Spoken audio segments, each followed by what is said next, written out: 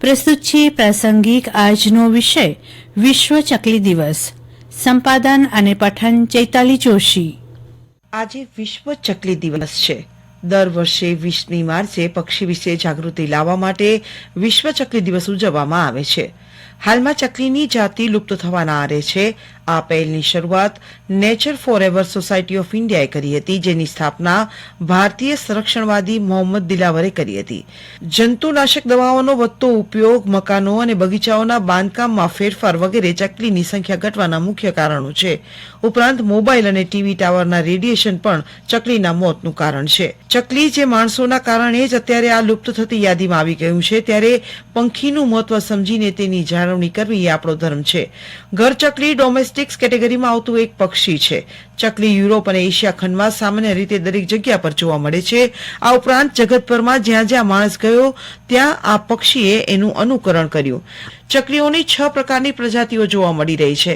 આમાંથી હાઉસ સ્પેરોને ગુજરાતમાં ચકલી અને હિન્દીમાં ગોરૈયા કહેવામાં આવે છે. આ પક્ષી શહેરી વિસ્તારોમાં વધારે પ્રમાણમાં જોવા મળે છે. આજના સમયમાં ચકલી વિશ્વમાં સૌથી અધિક પ્રમાણમાં જોવા મળતા પક્ષીઓમાંથી એક પક્ષી છે. લોકો જ્યાં પણ ઘર બનાવે છે, મોડી કે વહેલી ઘર ચકલીની જોડી ત્યાં રહેવા માટે પહોંચી જાય છે. પાછલા કેટલાક વર્ષોમાં શહેરોમાં ચકલીઓની ઓછી થતી સંખ્યા પર ચિંતા થઈ રહી છે. આધુનિક સ્થાપત્યની બહુમાળી ઇમારતોમાં ચકલીઓને રહેવા માટે પુરાણી ઢબના ઘરોની જેમ જગ્યા નથી મળી શકતી. સુપરમાર્કેટ સંસ્કૃતિના કારણે કરિયાણાવાળાની દુકાનો પણ ઘટી રહી છે. આ કારણે ચકલીઓને દાણા નથી મળતા. ઉપરાંત મોબાઈલ ટાવરોમાંથી નીકળતા તરંગો પણ ચકલીઓના સામાન્ય જીવન માટે હાનિકારક માનવામાં આવે છે. આ તરંગો ચકલીની દિશા શોધવાની પ્રણાલીને પ્રભાવિત કરે છે અને તેના પ્રજનન પર પણ વિપરીત અસર પાડી રહે છે, જેના પરિણામ સ્વરૂપ ચકલીઓ ઝડપથી વિલુપ્ત થઈ રહી છે. ચકલીને ખોરાક તરીકે ઘાસના બીજ ખૂબ જ પસંદ પડે છે, જે શહેરની અપેક્ષામાં ગ્રામીણ ક્ષેત્રોમાં આસાનીથી મળી જાય છે. વધારે તાપમાન પણ ચકલી સહન નથી કરી શકતી. પ્રદૂષણ અને વિકિરણના કારણે પણ શહેરનું તાપમાન વધી રહ્યું છે. ખોરાક અને માળાની તલાશમાં ચકલીઓ શહેરથી દૂરના વિસ્તારોમાં જતી રહી છે. તેના કારણે માનવ વસ્તી સાથે હળીભળી ગયેલી ચકલી આપણને હવે રહેણાંક વિસ્તારોમાં ખાસ જોવા મળતી નથી. આજે વિશ્વ સ્પેરો દિવસ નિમિત્તે માટીના માળાનું વિતરણ કરવામાં આવી રહ્યું છે. જ્યારે લુપ્ત થયા આ પ્રજાતિને બચાવવા નક્કર પગલાં લેવામાં નહીં આવે તો આવનારી પેઢીએ ચકલી પણ ફોટામાં અને સોશિયલ મીડિયામાં જ જોવી પડશે. ઘરના આંગણે કુદરતી ચહેકતી ચકલી આજે માણસથી રિસાઈ ગઈ છે. આ રિસાયેલી ચકલીને મનાવવા લોકો હવે જાગૃત બન્યા છે. ચકલીની ચિચિયારી પાછી લાવવા પક્ષી પ્રેમીઓ મેદાને પડ્યા છે. ચકલીના સ્વભાવની કેટલીક ખાસિયતો પણ જાણવાની મજા પડશે. સાંજના સમયે રાતવાસો કરતા પહેલા દૂરથી સાંભળી શકાતી ખાસ પ્રકારની ચીચિયારી કરી વાતાવરણ ગજવી મૂકતી ચકલીમાં નર અને માદા દેખાવમાં અલગ પડે છે.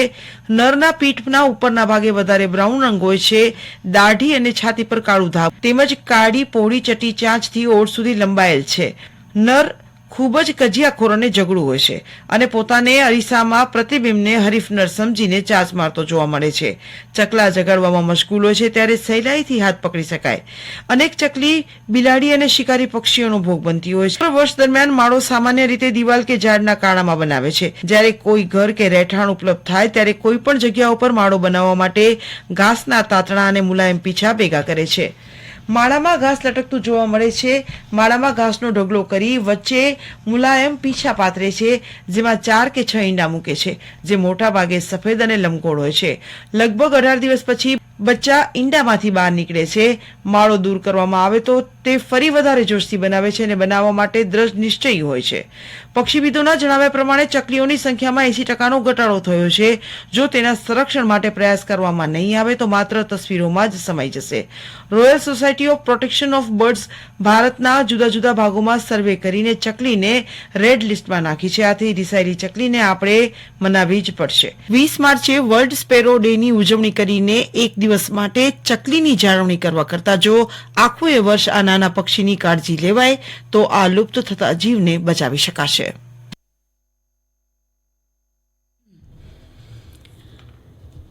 પ્રાસંગિકમાં આજનો વિષય હતો વિશ્વ ચકલી દિવસ.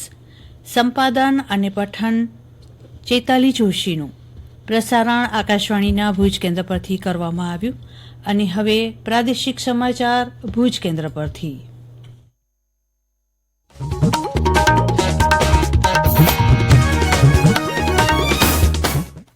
આકાશવાણી ભુજ સમાચાર કલ્પના શાહ વાંચે છે.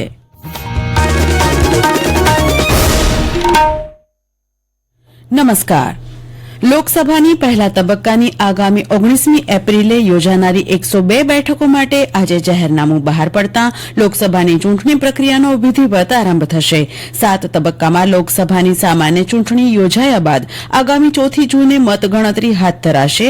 ઉલ્લેખનીય છે કે પહેલા તબક્કામાં 17 રાજ્યો અને 4 કેન્દ્રશાસિત પ્રદેશોની લોકસભાની 102 બેઠકો માટે ચૂંટણી યોજાશે.